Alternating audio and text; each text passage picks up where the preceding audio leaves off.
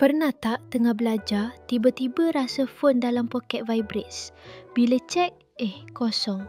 Letak balik, vibrates lagi. Padahal langsung tak ada notifikasi. Jangan risau, phone awak bukan kena sihir.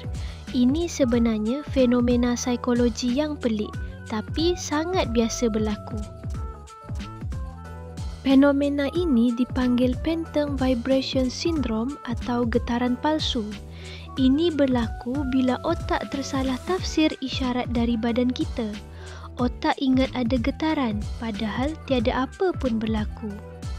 Lebih 80% pengguna smartphone pernah kena sekurang-kurangnya sekali. Otak kita sebenarnya ada filter. Setiap saat, badan hantar beribu-ribu isyarat. Geseran pakaian, pergerakan otot, angin, tekanan poket, semuanya masuk. Otak tak mampu proses semua, jadi dia pilih signal paling penting.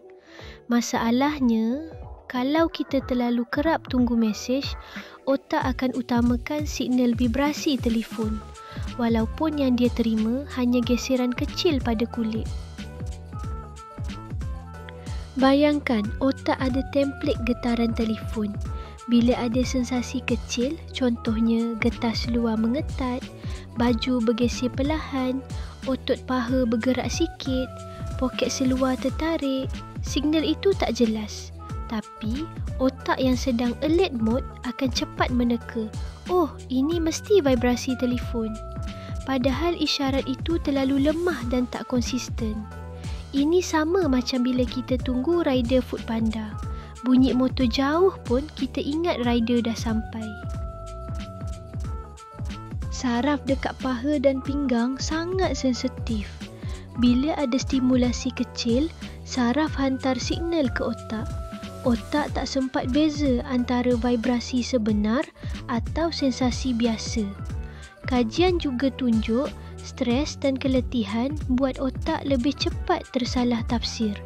Lagi penat kita, lagi banyak vibrasi hantu akan muncul. Beberapa universiti pernah buat kajian. Pelajar yang selalu pegang phone lebih 2 kali ganda alami getaran palsu.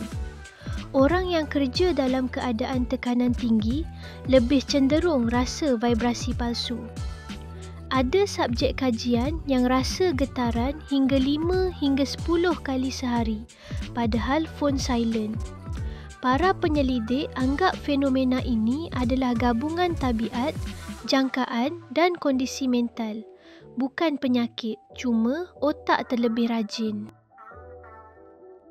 Bayangkan rumah jiran selalu hantar kuih setiap petang.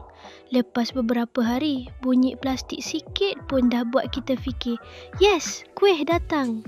Otak kita suka sambungkan pola, walaupun kadang-kadang pola tu langsung tak wujud. Bagaimana nak kurangkan? Beberapa cara berkesan. Letak phone dalam beg, bukan poket. Kurangkan kontak dengan kulit untuk kurang signal palsu. Kurangkan notifikasi tak penting. Lagi kurang jangkaan, lagi kurang glitch. Rehatkan otak.